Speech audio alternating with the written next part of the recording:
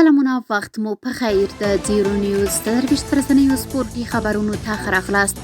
جمعه د 1440 هجري لمریز کال د سلواخي 18 او د 2026 زیږدیز کال د فبروري 8 ده. مننه چې له موږ سره یاست. زموږ پاڼې هرومرو خوښې کړئ. افغانستان کرکټ ملي لوبډلې تکړه توپ وهونکی رحمان الله ګوربز په رسمي ډول د پاکستان سوپر لیګ په 11م پړاو کې له پېښور زلمي لوبډلې سره یو ځای شو.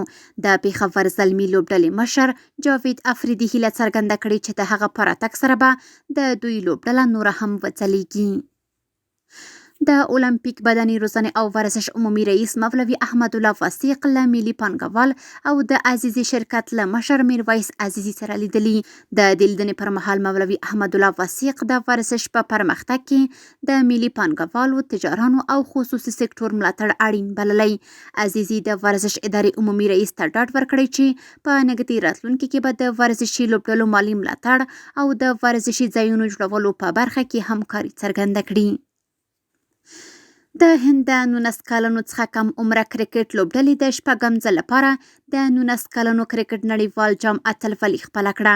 د لوبډلې د 2026 کال د نړیوال جام په پایلوبه کې د انګلستان لوبډلې ته د 100 منډو په توپیر ماته ورکړه او د اتلولۍ جام یې خپل کړ.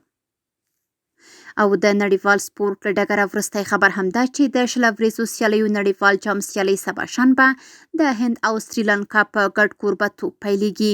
په دغو سیالیو کې 100 لوبډلو ونډه اخیستې چې د یوې میاشتې په موده کې به ټول ټال 55 سیالۍ نندارې ته وړاندې کړي.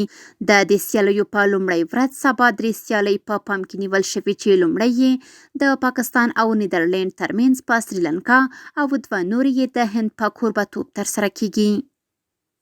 سپورټي خبرونه هم دومره وو. په خواله رسنیو باندې فیسبوک، انسټاګرام، ایکس پخوانی ټویټر، یوټیوب او ټیک ټاک زموږ خپرونې خوښې او موږ تعقیب کړئ.